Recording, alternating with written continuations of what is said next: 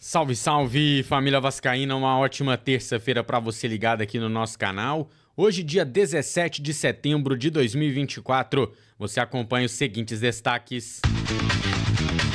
Vamos conferir os detalhes da compra em definitivo do atacante David.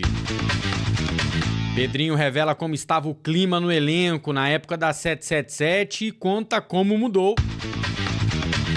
E teve jogo ontem do Brasileirão, mudou a posição do Vasco, a gente vai acompanhar. Quem curte o nosso trabalho, deixa o likezão no vídeo pra gente. E bora comentar as informações.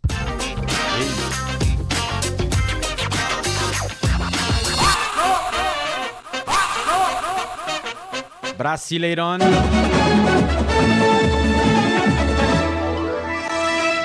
Pois é, o Inter passou por cima do Cuiabá, moleque. Um jogo que mostra que o Cuiabá caminha a passos largos para voltar para a Série B, né? E com a vitória, o Internacional acabou abrindo 3 pontos de vantagem em cima do Vasco. E o pior, né? Ainda tem um jogo a menos, né? Por conta lá das tragédias do Rio Grande do Sul, Internacional, Grêmio e Juventude tiveram alguns jogos a menos. O Inter foi o que mais demorou, né? A chegar perto aí de concluir esses jogos a menos. E ainda tem um, o Grêmio também tem um, enfim. É ruim porque a gente vai ver as chances de Libertadores, a chance do Vasco acabou diminuindo com essa passagem do Internacional. Só lembrando, o Vasco entra em campo neste domingo, 4 da tarde, no Mané Garrincha em Brasília, contra o Palmeiras.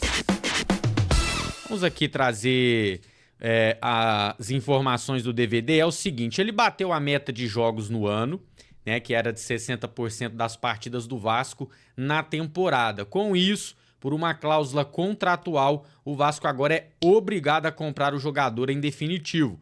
O passe fixado no contrato é de 2,8 milhões de euros, que na cotação atual gira em torno de 17 milhões de reais. É muito dinheiro, hein? No Campeonato Brasileiro e Copa do Brasil, o DVD soma 27 jogos, com 5 gols e 3 assistências, uma média de uma participação em gol a cada 3 partidas, uma ótima média. E aí, Vasco faz um bom negócio em contratar o DVD em definitivo por esse valor? Deixa a sua opinião aí nos comentários, eu vou falar mais sobre isso, vou dar a minha opinião daqui a pouquinho, depois das notícias. Vamos aqui com as probabilidades da UFMG, aqui ó, o que eu falei. O Vasco estava em 8º aqui nas chances de classificação para Libertadores, até pelo posicionamento na tabela. Como foi ultrapassado pelo Internacional, a nossa chance que era de 15%, agora está em 11%. É aquilo, eu não desisti ainda não. Esse 11% aí com 2 vitóriazinhas, ele sobe de novo e vamos que vamos. Mas tá aí os 8 favoritos a conquistarem a vaga. Ainda depende daquela história, se vai ter G7, se vai ter G8, muita coisa ainda para acontecer. Em relação à Sul-Americana, tá aí ó, o Vasco favorito para conquistar a vaga, 72% neste momento. Eu acho que é aquilo, né? Se a gente não conseguir a vaga na Libertadores, a Sul-Americana vai vir como prêmio de consolação. E sobre o rebaixamento, o Vasco tem 0,8%, aqui é mais a título de curiosidade, para ver quem são os favoritos, né? Atlético Goianiense, 97%, praticamente já foi, Cuiabá 80, Vitória 59, Corinthians 59, praticamente 60% de chance de cair. Ainda tem o Criciúma, Fluminense, Grêmio e Atlético Paranaense que também estão ameaçados. Pô, como é bom, né, chegar na reta final do Campeonato Brasileiro e não ter que ficar fazendo essas contas aqui. É impressionante o que fizeram com o Vasco nos últimos anos. E aqui a informação do Pedrinho, na verdade ele deu uma entrevista, né, no canal Amigos Futebol Clube. A galera do News Almirante tirou aqui uma aspas do Pedrinho. A entrevista é bem interessante, quem quiser ir lá depois dar uma olhada no canal, é bem legal. Mas destacando aqui esse trecho, né, abre aspas. Eu encontrei o vestiário triste, desconfiado deles mesmos.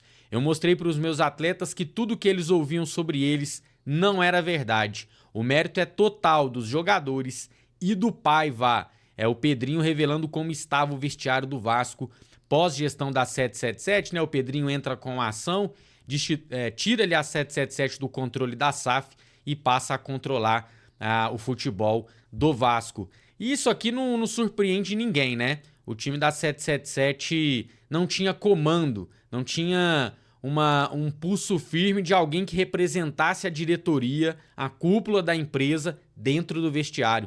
E com o Pedrinho isso é completamente diferente. Primeiro que o Pedrinho é do ramo, o Pedrinho foi jogador de futebol, então ele sabe, ele domina um vestiário, o que é bom, o que o jogador não gosta, o que o jogador prefere, como que você chega para conversar sobre o jogador. Às vezes tem que dar uma dura. O Pedrinho tem toda essa malemolência e tem toda essa experiência, então é bem diferente. E a gente vê, nos vídeos da Vasco TV, ele tá lá no pré-jogo, nos vídeos da Vasco TV ele tá lá comemorando no pós-jogo, ele tá na arquibancada sofrendo igual a um de nós. Eu acho que nesse sentido, cara, de trazer vascainidade, de entender como funciona o Vasco da Gama, o Pedrinho é um dos mais indicados. Vai ser difícil, né? Ter outro dirigente com a mesma identificação com o Vasco. Afinal, foi um ídolo, ganhou vários títulos importantes com a nossa camisa. E não só falando disso aqui, cara, eu sinceramente, por enquanto, considero um bom trabalho do Pedrinho. Não é excelente, excelente seria se ele tivesse trazido alguns reforços mais interessantes, mas eu acho que é bom trabalho. Conseguiu a reforma de São Januário, salários estão em dia, no futebol as coisas estão andando. Acho que, aprovado por enquanto o trabalho do Pedrinho. E deixa eu falar então também sobre o DVD, né? Ficou faltando eu falar desse assunto. Bom, é inegável que o DVD é útil a esse elenco, tá aí os números, né? 27 jogos. Eu não tô contando Campeonato Carioca, só Copa do Brasil e Brasileirão, que são os jogos mais importantes.